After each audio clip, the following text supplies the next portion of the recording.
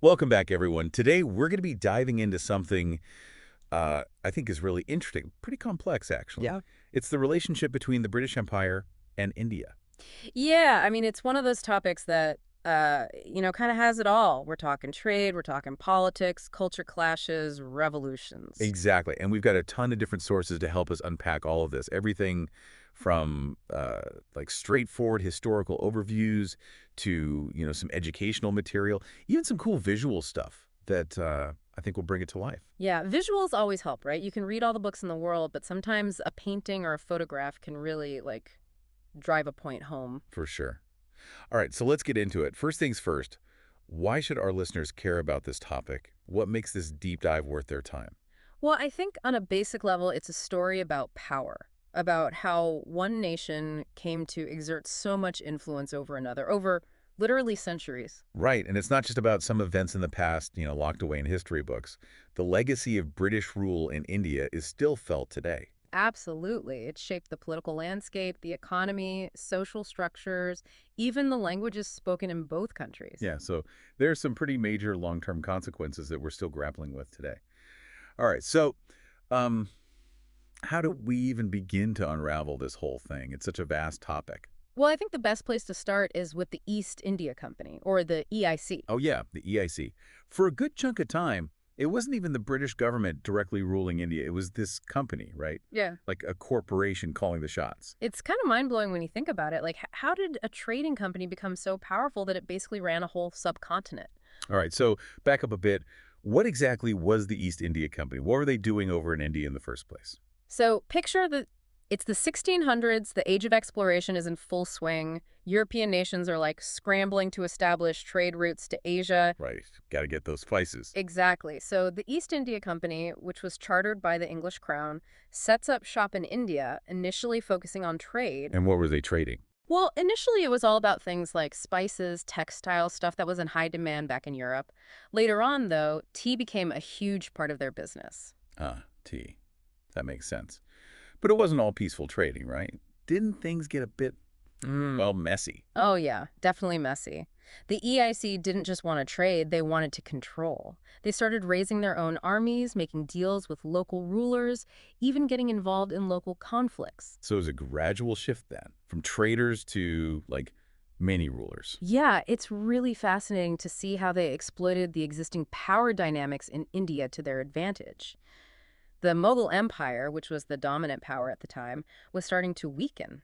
The EIC saw an opportunity and pounced. So they were playing the long game, huh? Biding their time, waiting for the right moment to grab more power. Exactly. They played different rulers against each other, formed alliances, backed those who were willing to grant them concessions. It was a pretty shrewd strategy. I can only imagine the tensions this must have created. Weren't there any Indian rulers who pushed back against the EIC's growing influence? Absolutely. One of our sources focuses on Tipu Sultan, who ruled the kingdom of Mysore in southern India during the late 1700s. He was known as the Tiger of Mysore, a fierce opponent of British Oh, expansion. yeah, I've heard of him. He was like a military innovator, right? Yeah. Tried to modernize his army to counter the British. Exactly. He adopted European military tactics, even sought alliances with other European powers like the French to try and push back against the British. There's this really cool story about a letter that Napoleon Bonaparte sent to Tipu Sultan in 1798. Oh, Napoleon. That's wild. What did the letter say? Well, basically, Napoleon was proposing an alliance against their common enemy, the British. It shows how India was already a major player in global politics. Wow, so even back then, it was all about strategic alliances and global power plays. I guess some things never change. Yeah, the world was just as interconnected back then, maybe even more so in some ways. Control of India was crucial for maintaining power and influence in Asia and beyond. So what happened to Tipu Sultan? Did he succeed in kicking the British out? Sadly, no. He was defeated and killed in battle in 1799. But his resistance served as a really powerful symbol of defiance against British imperialism. Yeah, it's important to remember that there were people who fought back, who refused to just accept British rule lying down. And their stories are just as crucial to understanding this complex history as the stories of those who were in power. Speaking of power, there's one event that really solidified the EIC's grip on India: the Treaty of Allahabad in 1765. Okay, Treaty of Allahabad. What happened there? Why was it so significant? Well, this treaty basically marked the beginning of formal British rule in India.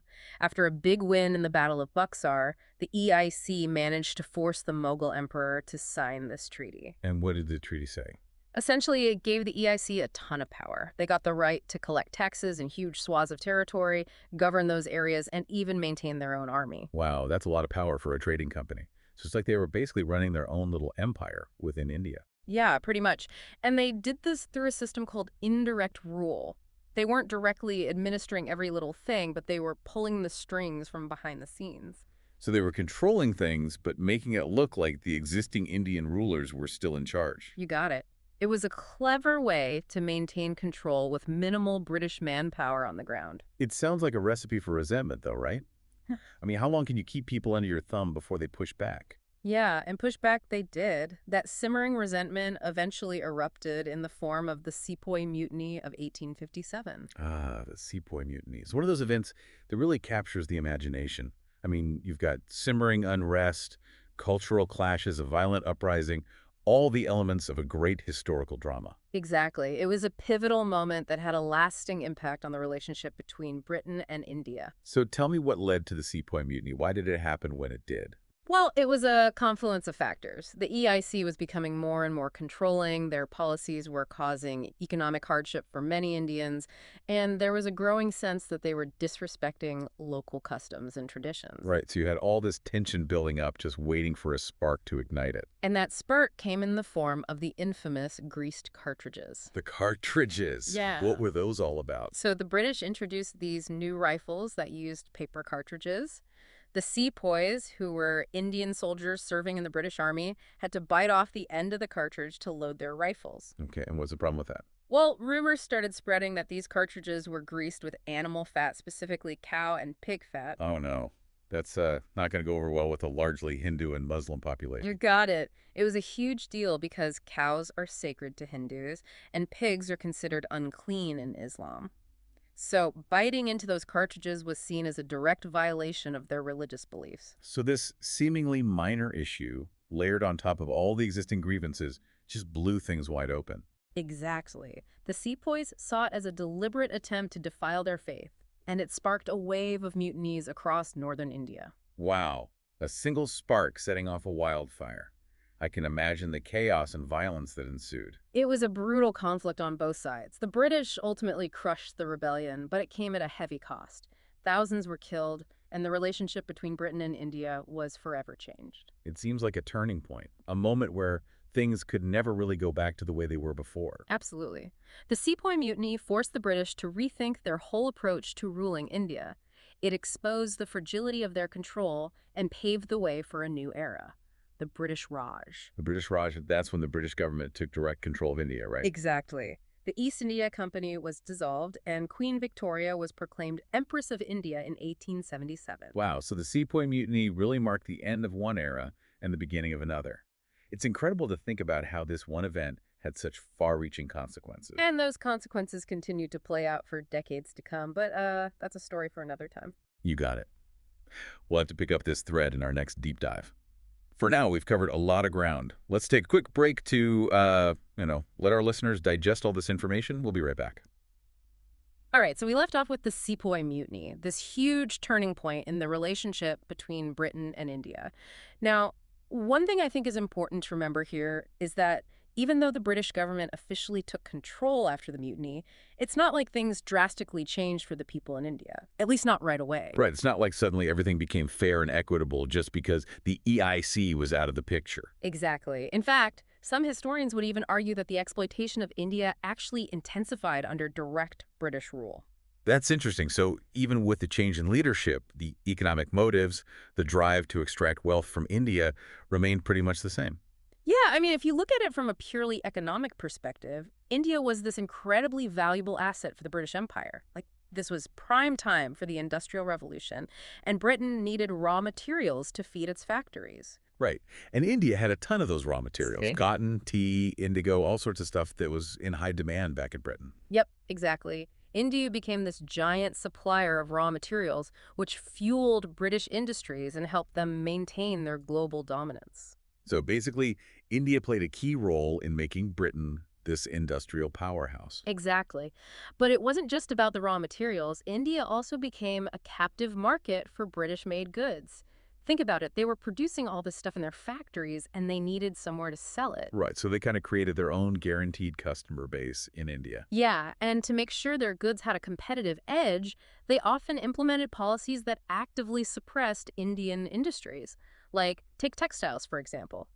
India had this long, rich history of textile production, but the British imposed heavy tariffs on Indian-made cloth, which made it nearly impossible for them to compete with cheaper British imports. That's pretty ruthless, isn't it? Basically crushing a local industry to protect your own. Yeah, it's a classic example of mercantilism, which was the dominant economic theory at the time. The whole idea was to maximize the wealth and power of the mother country, even if it meant exploiting its colonies. It's fascinating how these economic decisions made in London had such a huge impact on the lives of millions of people in India. Absolutely, and it's important to remember that these weren't just abstract policies. They had real, tangible consequences for people's livelihoods. The decline of the Indian textile industry, for instance, led to widespread unemployment and poverty. It's easy to get caught up in the big picture of history, but it's crucial to remember the human cost of these policies. And all of this was happening against a backdrop of some pretty major technological advancements. Our sources talk about the development of railroads, the Suez Canal, the increasing use of steamships. How did all this new technology impact the relationship between Britain and India? Well, those innovations were game changers, literally reshaping the world. They made transportation faster, communication easier, and trade much more efficient. But from a British perspective, they also provided new ways to control and exploit their colonies. Right, like you can't just extract all these resources from India if you don't have a way to get them back to Britain. Exactly. So the British invested heavily in infrastructure projects in India, particularly railroads. But these railroads weren't necessarily built with the needs of the Indian people in mind. They were primarily designed to move raw materials from the interior regions to the ports, where they could be shipped back to Britain. So it's almost like they were creating this giant network of extraction, specifically designed to funnel wealth out of India. That's a really good way to put it. And the Suez Canal, which opened in 1869, was another huge game changer. It cut travel time between Britain and India by weeks, which made it much easier for them to manage their colony and respond quickly to any challenges that arose. Wow, so all these advancements in technology and infrastructure really tightened British control over India. But, ironically, didn't some of these advancements also end up contributing to the eventual push for Indian independence? Absolutely. I mean, think about it. The British were introducing all these new ideas and technologies, things like Western education, the English language, exposure to new political philosophies, and these things had unintended consequences. Right. You can't just expose people to new ways of thinking and expect them to not start questioning the status quo. Exactly. The very institutions that the British established to maintain their rule inadvertently helped to plant the seeds of their own undoing. Like, take education, for example. The British set up schools and universities in India, intending to train a class of Indians who could serve as loyal administrators within the colonial system. Right, but instead, they created a generation of educated Indians who were exposed to Western ideas about democracy, liberty, and self-determination. Yeah, and those ideas resonated deeply with many Indians. They started to ask, why should we be ruled by a foreign power?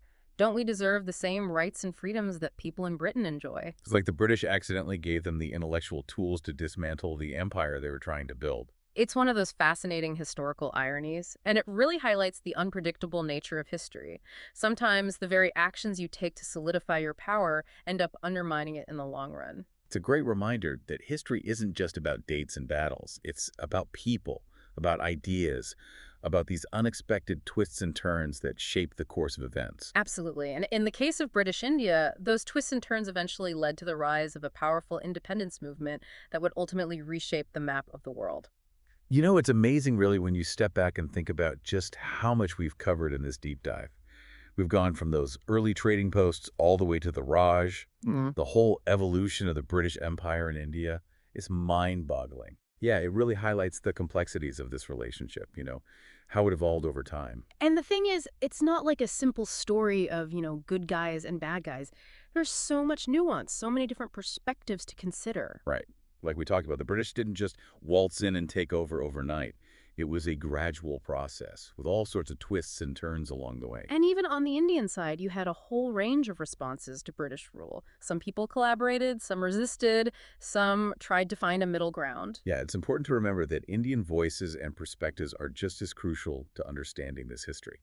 Absolutely. And this brings us to one of the key takeaways from all of this. I think for me, it's that history isn't just about memorizing dates and names and battle. Right. It's about understanding the forces that shape the world, the choices that people made, the intended and unintended consequences of those choices. Yeah, and it's about seeing how those choices continue to resonate today. Like, we can draw a direct line from the policies of the British Raj to some of the challenges that India faces even now. So it's not just about the past. It's about understanding the present and even shaping the future. And that's where you, our listeners, come in. We've given you a starting point, but now it's up to you to keep digging, to explore these topics further, to form your own conclusions. Yeah, that's really the whole point of this deep dive, isn't it?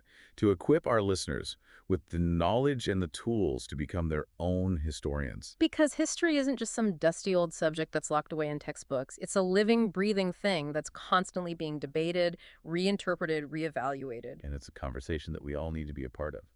All right, so we've covered a lot of ground today. We've explored the rise and fall of the East India Company, the Sepoy Mutiny, the British Raj, the impact of economic policies, technological advancements, the seeds of Indian nationalism. It's been quite a journey. It has. And as we wrap things up, I think it's worth leaving our listeners with a final thought, something to chew on as they continue their own exploration of this fascinating topic. We talked a lot about the economic relationship between Britain and India, about how India was seen as this jewel in the crown of the British Empire. It begs a question. Do you think, ultimately, the legacy of British rule hindered or helped India's development in the 20th century? It's a great question, and one with no easy answers. There are definitely arguments to be made on both sides. I hope this deep dive has given you some food for thought and inspired you to learn more. And as always, we'd love to hear your thoughts. Yeah, jump into the comments section and let us know what you think. What resonated with you? What questions do you still have? Let's keep this conversation going. Absolutely. Don't forget to like, subscribe, and all that good stuff. Until next time, keep exploring.